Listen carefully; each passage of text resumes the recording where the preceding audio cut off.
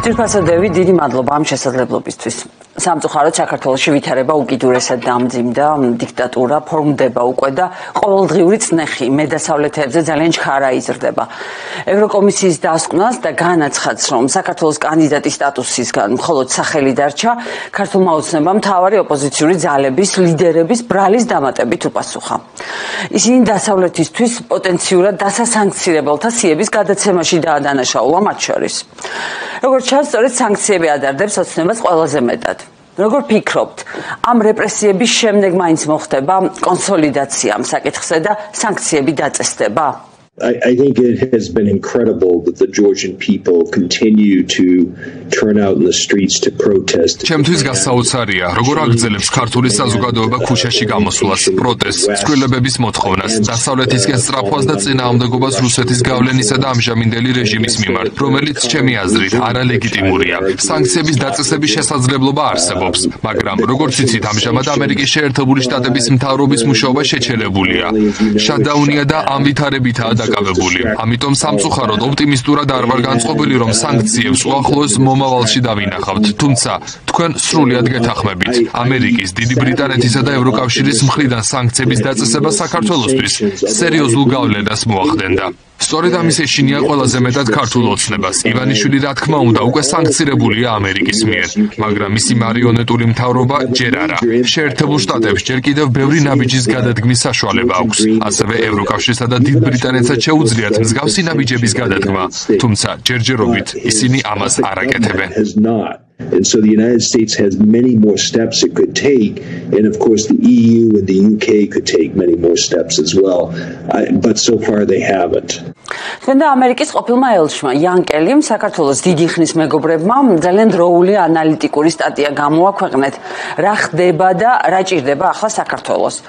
რამ შეიძლება განაპირობოს ის, რომ საქართველო მოექცეს ტრამპის ფოკუსში, რომელიც აზერბაიჯანსა და სომხეთსაც გადაწვდა, შუა აზიასაც. როგორ ფიქრობთ, ქართველი ხალხის ინტერესების ღალატისა და ანტიამერიკული რიტორიკის, უпростоრად პოლიტიკის გამო, ოცნებამ ფასი არ უნდა გადაიხადოს? So I think there are two issues here. One is, yes, of course, Georgian Dream should pay a price. ფიქრობ, აქ ორი საკითხია. პირველი, დიახ, რა თქმა უნდა, ქართულმა ოცნებამ უნდა გადაიხადოს ფასი თავისი ქცევისთვის. ქართველი ხალხის, ოპოზიციური ლიდერების, სამოქალაქო საზოგადოების, პრესის მიმართ ზეწოლის, რუსეთისგან გადახრილი კურსისთვის და ამერიკელ და ევროპელ დიპლომატებზე რიტორიკული თავდასხმებისთვის. ქართული ოცნების ეგრეთ წოდებული მთავრობა სრულად იმსახურებს ამერიკის მხრიდან უფრო მკაცრ ზომებს. პრეზიდენტი ტრამპი საგარეო პოლიტიკის საკითხებში გაცილებით უფრო აქტიურია, ვიდრე ბევრს ეგონა, როცა ის მიმდინარე წლის 20 იანვარს დაბრუნდა თანამდებობაზე. როგორც იცით, ახლახან ჩვენს ქვეყანაშიც გაიმართა არჩევნები. ამან შესაძლოა პრეზიდენტ ტრამპს უბიძგოს, რომ უფრო მეტი კონცენტრირდეს შიდა საკითხებზე. ჩვენ არ ვიცით. ამჟამად თბილისში ამერიკის შეერთებულ შტატებს არ ყავს ელჩი, როგორც იცით. We don't have a US ambassador in Tbilisi, as you know.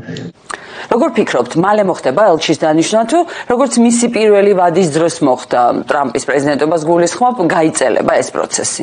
There is not who has been nominated. ჯერ არც ერთი კანდიდატი არ არის ნომინირებული წინა ელჩის შესაძლებლად. ამ დრომდე ვაკანტურია. სახელმწიფო დეპარტამენტში ევროპისა და ევრაზიის საკითხებზე პასუხისმგებელი ასისტენტის პოსტიც. ამიტომ პრობლემის ნაწილია სწორედ ის, რომ არ არის შევსებული თანამდებობები, რომლებიც რეალურად მნიშვნელოვანია ამ რეგიონში. ვიმედოვნებ, რომ მინიმუმ ამ პოზიციებზე მაინც მოხდება დროული დანიშვნები, რათა უფრო მეტი ყურადღება მიექცეს საქართველოში მიმდინარე მოვლენებს. So that there can be more attention focused on what's happening. დიახ, თქვენ და იან კელიმ თქვენ სტატიაში მკაფიოდ მიუთითეთ, რა უნდა გააკეთოს დასავლეთმა საქართველოში და საქართველოსთვის. თქვენი აზრით, ახლა რა შეიძლება იყოს გარდამტეხი ნაბიჯები, რომ გადარჩეს დემოკრატიის ნარჩენები ამ ქვეყანაში, რომ ბრძოლის გაგრძელება შევძლოთ? ჩვენ ძალიან ცოტა დრო დაგვრჩა. The Georgian people continue to admire me and I think many other people outside of the country. ქართველი ხალხი განაგრძობს, ჩემი და ვფიქრობ, ძალიან ბევრი ადამიანის შთაგონების წყაროდ ყოფნას ქვეყნის გარეთაც. საერთოდ დაუჯერებელია, რამდენად გამძლე და გამბედავია ხალხი იმ ფონზე, როდესაც ხდება დაკავებები და ივანიშვილის პოლიციის ძალადობა. ქართველი ხალხი იმსახურებს უფრო მეტ მხარდაჭერასა და ყურადღებას დასავლეთის მხრიდან. ვიმედოვნებ, დასავლელი ლიდერები მიხვდებიან, რომ ქართველ ხალხს სურს იყოს ევროპის ნაწილი, სურს ჰქონდეს დემოკრატია საკუთარ ქვეყანაში, სურს დაასრულოს კორუფცია და მოიშოროს რუსეთის გავლენა და ოკუპაცია თავის ტერიტორიაზე. ასევე ვიმედოვნებ, რომ საბოლოოდ მოხდება იმის აღიარება, რომ დასავლეთს შეუძლია რეალური გავლენა მოახდინოს საქართველოში მიმდინარე პროცესებზე.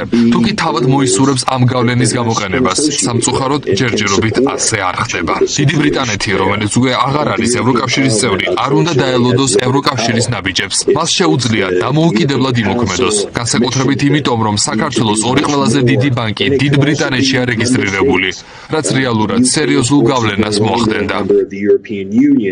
And the UK doesn't need to wait for the EU to act. The UK should move ahead, particularly since two of Georgia's biggest banks have bases in the UK. That would have a big impact.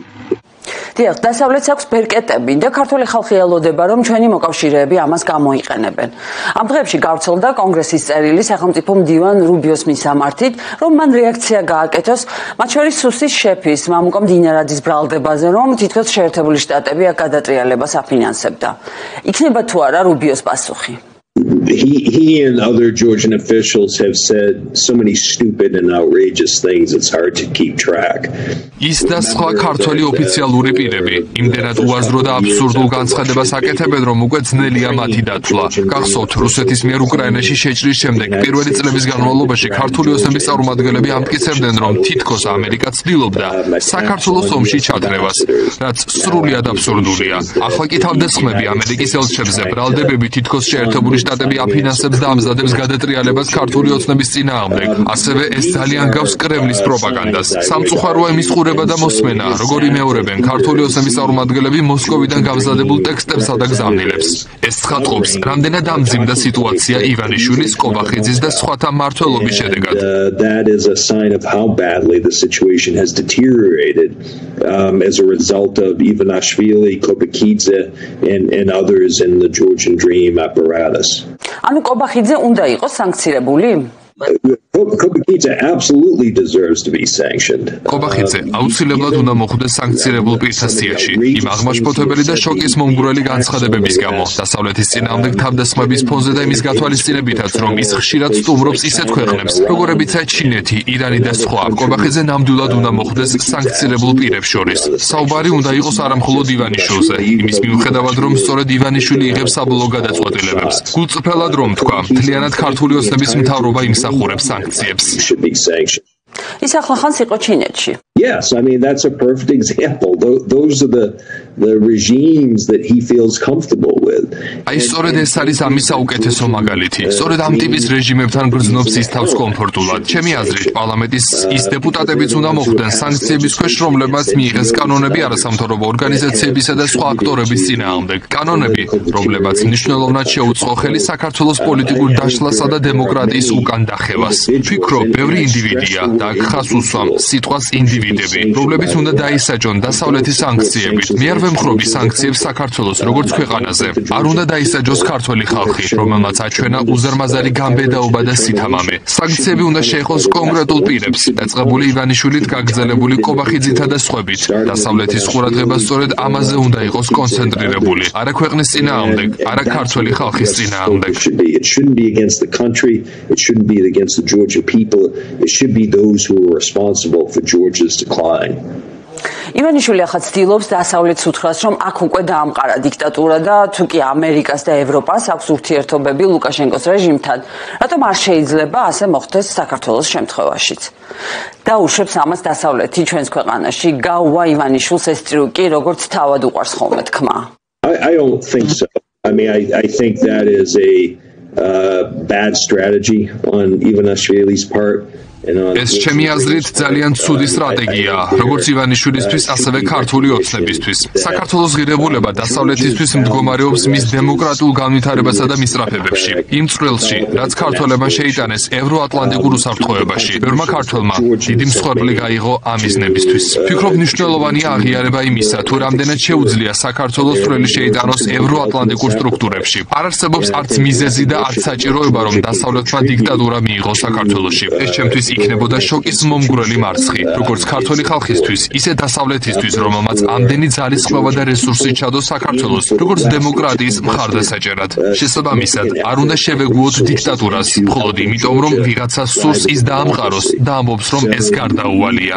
We should not simply resign ourselves to accepting a dictatorship just because the guy who wants to establish a dictatorship says we should. მადლობა ამ პოზიციისთვის. ამ თემაზე ყოველთვის ვეკითხები ხოლმე ჩემს რესპონდენტებს და ვცდილობ გავიგო მათი მოსაზრება. ჩვენ ახლა თვალყურს ვადევნებთ მართლაც გეოპოლიტიკურ ცვლილებებს შუა აზიის ლიდერები თეთრ სახლში და სახელმწიფო დეპარტამენტში. თუმცა შუა დერეფანი მეორეს მხრივ როგორი ქვეყანაა საქართველო, მისი გეოპოლიტიკური მდებარეობის გამო წესით უნდა აღელვებდეს ახლა მოკავშირეებს. ეს რეგიონი დემოკრატიული საქართველოს გარეშე როგორ წარმოგიდგენიათ? Very difficult, and it would be incredibly unfortunate for the Georgian people. I think Georgia is a key to this middle corridor. There's no question. ძალიან რთულად ეს იქნებოდა წარმოუდგენლად მძიმე შედეგი ქართული ხალხისთვის. ფიქრობ, საქართველო არის ამ შუა კორიდორის მთავარი გასაღები. ამაში ეჭვი არავის უნდა შეეპაროს ბევრი მიზეზის გამო. ენერგეტიკა, ვაჭრობა, უსაფრთხოება და რა თქმა უნდა, შავი ზღვა. ასე რომ ძალიან სამწუხარო იქნებოდა თუ საქართველო თავად გახდიდა საკუთარ თავს უმნიშვნელოდ. ამჟამინდელი ხელისუფლების გამო, რომელიც ჩემი აზრით არალეგიტიმურია. ფიქრობ, არ უნდა ვაღიაროთ ამჟამინდელი პრეზიდენტი, რომელიც არალეგიტიმურმა პარლამენტმა დაამტკიცა. არც პარლამენტი უნდა იყოს აღიარებული. საქართველომ უნდა მიიღოს მხარდაჭერა თავისი ხალხის მეშვეობით, ხოლო ქართულმა ოცნებამ უნდა აგოს პასუხი იმ უზარმაზარი ზიანისა და ბოროტების გამო, რაც ქვეყანას მიაყენა. მართლაც სამწუხაროა, რომ დღეს საქართველო ფაქტობრივად მიტაცებული სახელმწიფოა, სადაც ივანიშვილის რეჟიმი ცდილობს ქვეყანა რუსეთის გავლენის ქვეშ მოაქციოს. მაშინ, როდესაც ყველა გამოკითხვა აჩვენებს, რომ ქართული ხალხის უდიდესი ნაწილი ხარს უჭერს ნატოსა და ევროკავშირს. Sort of a captured state in Georgia, where the Ivanishvili regime is trying to move Georgia under Russia's influence when the Georgian people, according to all the polls and surveys, show strong support for NATO and the European Union. დიდი მადლობა თქვენი მუდმივი მხარდაჭერისთვის და საინტერესო საუბრისთვის. All right. გმადლობთ, ნახვამდის.